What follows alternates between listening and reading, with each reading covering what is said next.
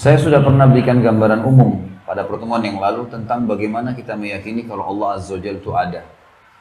Mencipta artinya dari sesuatu tidak ada menjadi ada. Telur yang cair menjadi anak ayam. Biji yang kecil menjadi pohon yang besar. Sperma sama sel telur jadi manusia kayak kita. Itu berarti menciptakan dari tidak ada menjadi ada. Kemudian dia memfungsikan. Kalau kita diciptakan oleh Sang Pencipta dan tidak difungsikan, tidak ada bedanya antara kita dengan patung. Tapi karena difungsikan, diaktifkan, mata bergerak, bisa menangkap cahaya, akhirnya melihat, tangan menjama, telinga mendengar, hidung menghirup, lidah kita mengecap, bibir kita mengucap, tangan memegang dan merasa, dan juga kaki melangkah. Semua itu adalah fungsi. Kemudian pengawasan, diawasi. Disiapkan semua kebutuhan. Persiapan kebutuhan ini seperti misalnya oksigen, air, makanan, minuman dengan beragam macam aneka ragam yang bisa kita pilih. Yang manis, yang pedas, yang besar, yang kecil, yang merah, yang kuning, yang biru, yang warna-warni. Semuanya bisa, selama itu konsepnya halal maka dibolehkan untuk mengkonsumsinya.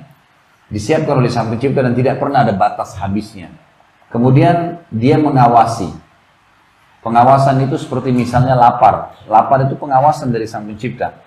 Kita mungkin cuma rasa, oh lapar, saya mesti makan. Udah, lapar nih, makan. Kita pilih makanan apa saja. Tapi kita kadang-kadang tidak berpikir hal yang lebih besar, teman-teman sekalian. Siapa yang menciptakan kita? Siapa yang menciptakan lapar itu? Dan lapar ini secara wahyu, ilmu agama, adalah pengawasan ilahi.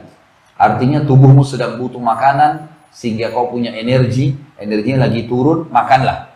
Haus, pengawasan dari Sang Pencipta. Kalau tubuhmu lagi butuh cairan, capek, pengawasan dari Sang Pencipta bahwasanya kamu sedang butuh istirahat.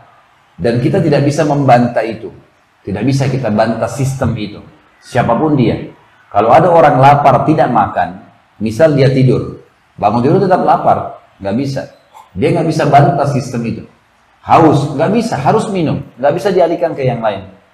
Orang kalau dikasih makanan seenak apapun, tapi kalau lagi haus, dia nggak bakal makan. Bahkan ada isyarat dari Sang Pencipta pengawasan, kalau dia paksa makan, keselak, nggak bisa. Susah ngomong. Gitu kan. Seperti itulah. Itu pengawasan semuanya. Sama dengan capek. Kalau kita paksakan tetap beraktivitas, lama-lama kita akan jatuh tersungkur di jalanan. Kalau sudah sangat capek, udah nggak bisa kita bantah sistem itu. Nah ini pengawasan.